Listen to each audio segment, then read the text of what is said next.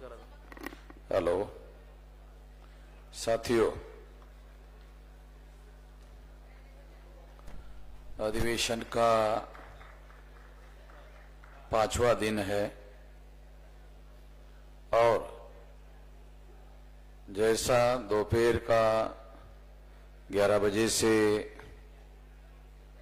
2 बजे तक का सत्र था और 3 बजे से 6 बजे तक का जो पंपलेट में सत्र था उसको हम लोगों ने 2 बजे के ही सत्र में कंक्लूड किया था और 6 बजे से 9 बजे का जो सत्र है वो 3 बजे से 6 बजे के सत्र में कंक्लूड हम लोग कर रहे हैं। इसका मतलब ये है कि मेरे इस विषय को कंक्लूड करने के बाद ये अधिवेशन समाप्त हो जाएगा। 9 बजे समाप्त होने के बजाय ये 6 और 6 बजे के बाद समाप्त हो जाएगा और 6:30 बजे समाप्त हो जाएगा। इसके बावजूद भी आप लोगों को खाना जरूर मिलेगा 9 बजे का। उसके बारे में हम लोग रिलैक्सेशन नहीं दे रहे हैं, वो आपको मिलेगा, मगर उसके लिए एक शर्त है, आपको अधिवेशन समाप्त होने के बाद खाने के लिए रुकना होगा। अब रुकना है कि नहीं है ये आपको निर्धारित करना है। अगर आप नहीं रुकते हैं तो आपने ही खाना खाने से मना कर दिया, ऐसा होगा। अगर आप रुकते हैं तो आप खाना खाने के लिए रुक गए हैं, ऐसा होगा। दोनों स्थिति में आप लोग फैसला करने के अधिकारी है। हम इसमें हस्तक्षेप नहीं करना चाहते। साथियों, ये जो विषय है आखिरी सत्र का, जिसमें भारत के मुसलमानों को अपने दोस्त और दुश्मन की पहचान ना होना, यह बहुत बड़ी समस्या है। एक मंथन, एक जालिम का विकल्प दूसरा जालिम नहीं हो सकता, अर्थात सभी मजलूमों में इत्तेहाद कायम करने से ही मुल्क की तरक्की मुमकिन है। भारत की सामाजिक संरचना और व्यवस्था की समझ भारतीय ईसाइयों के अंदर न होने की वजह से ईसाई लोग खतरे में आ गए हैं। इसमें ईसाई के साथ साथ मुस्लिम शब्द भी होना चाहिए था। साथियों, भारत के मुसलमानों को अपने दोस्त और दुश्मन की पहचान ना होना ये बहुत बड़ी समस्या है। तो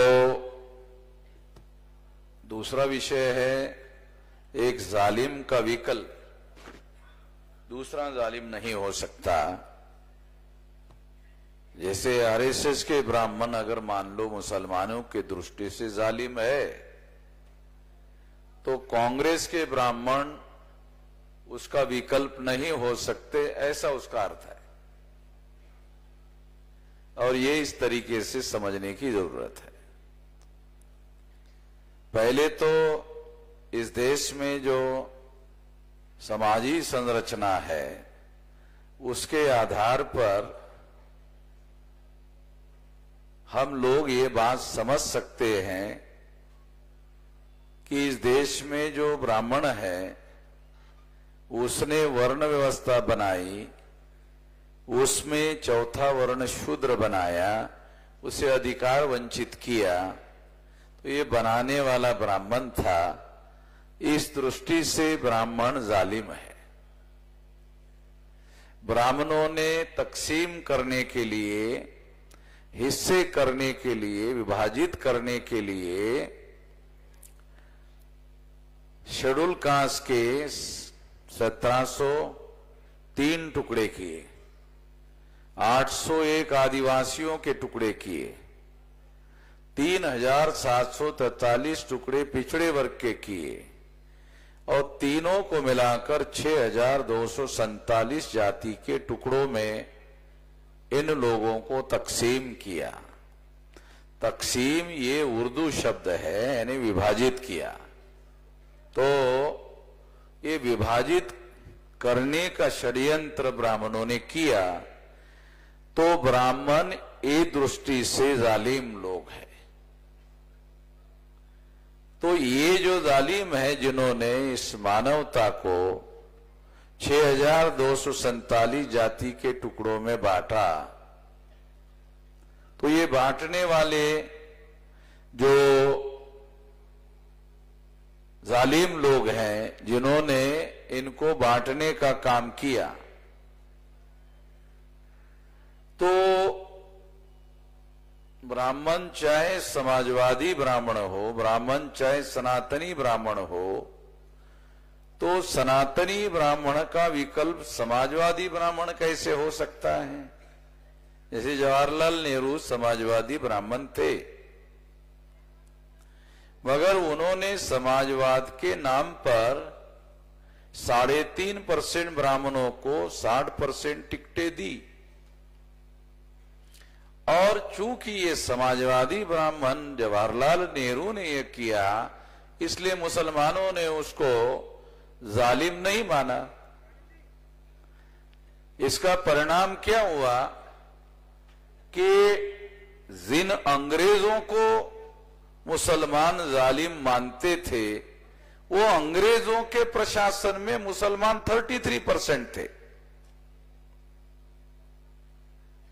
तो आजाद भारत में मुसलमान 1 या 1.5% क्यों हो गए?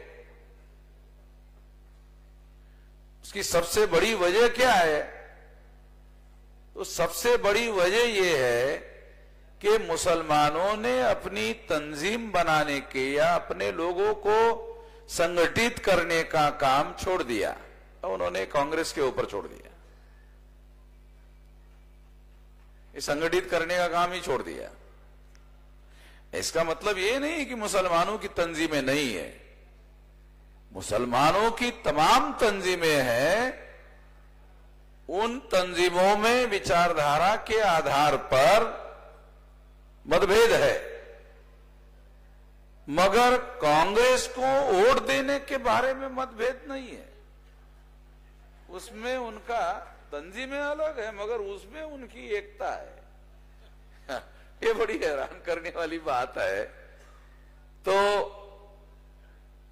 दूसरी महत्वपूर्ण बात मैं ये कहना चाहता हूं, जो ब्राह्मणों ने समाज व्यवस्था बनाई उसमें SC ST OBC को मजलूम बनाया।